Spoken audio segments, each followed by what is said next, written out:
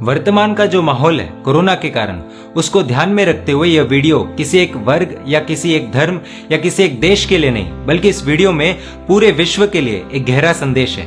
एक नगर में एक चंदन का व्यापारी था। उसके पास चंदन का स्टॉक बहुत ज्यादा बढ़ गया, तो किसी ने उस सेठ से कह दिया कि यदि राजा की मृत्यु होती है तो अंतिम संस्कार में चंदन का उपयोग होगा।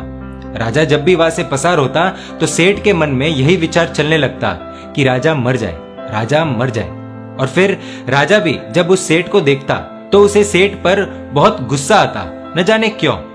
एक दिन राजा ने मंत्री से कह दिया कि जब भी इस सेठ को देखता हूं पता नहीं क्यों मुझे गुस्सा आ जाता है। मंत्री ने जवाब तो नहीं दिया, लेकिन कारण समझ गया था। मंत्री सेठ के पास जाकर सारी बातें जान लेता है। मंत्री इस पहेली को सुलझाने के लिए राजा को सुझाव देता है कि आप चंदन का महल बनवा लीजिए, और यदि रानियां चंदन के महल में रहेंगी तो हमारे राज्य की शोभा बढ़ जाएगी। राजा तुरंत चंदन का महल बनाने का आदेश देता है। सेठ का सारा स्टॉक खाली हो जाता है। हर स्टोरी की तरह इस स्टोरी की भी हैप्पी एंडिंग होती है। सेठ को पश्चाताप होता है अपनी सोच पर कि जिस राजा के मरने के लिए हमेशा प्रार्थना की, उसी राजा ने चंदन का महल बनवाकर मेरा सारा चंदन खरीद लिया। इधर राजा को पश्चाताप होता है कि जिस सेठ पर गुस्सा किया, उसी का चंदन काम आया महल बनवाने में। यह कथा बहुत ही सामान्य है, लेकिन संदेश बहुत गहरा है। दुनिया में दो प्रकार के लोग हैं, दानव, मानव।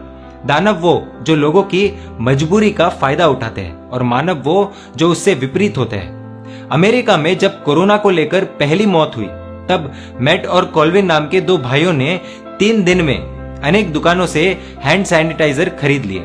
लगभग 17,700 बोतलें इकट्ठा कर उन्होंने अमेज़न पर बेचने का प्लान बनाया। जहां एक बोतल मुश्किल से मिल रही थी, वही एक न्यूज रिपोर्ट के अनुसार उन्होंने एक एक बोतल 4 से 5,000 रुपए में बेचने की कोशिश की। अमेज़न ने इनकी सेलर आईडी सस्पेंड कर दी, और तो और आज पूरा अमेरिका इनसे नफरत कर रहा है, और अब इनके पास खरीदने वाला भी कोई नहीं है। दोस्तों, आज कोरोना वायरस की वजह से खाने पीने की चीजें, मास्क, सैनिटाइजर, इन सब की बिक्री ज्यादा मात्रा में होगी।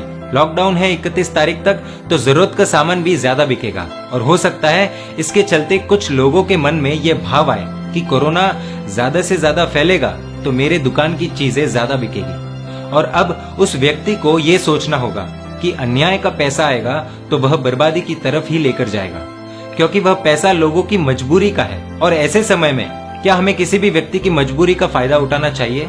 दोस्तों, हमें तय करना होगा कि हम मानव है या दानव, क्योंकि मानव वो होते हैं जो व्यापार करते हैं, लूट नहीं चलाते, लेकिन दानव वो होते हैं जो व्यापार नहीं करते बल्कि लूट चलाते हैं। मास्क, सैनिटाइजर, कोरोना में उपयोगी सामान और खाने पीने की चीजों के विक्रेताओं को यह फैसला करना होगा कि मानव बनना है या दानव।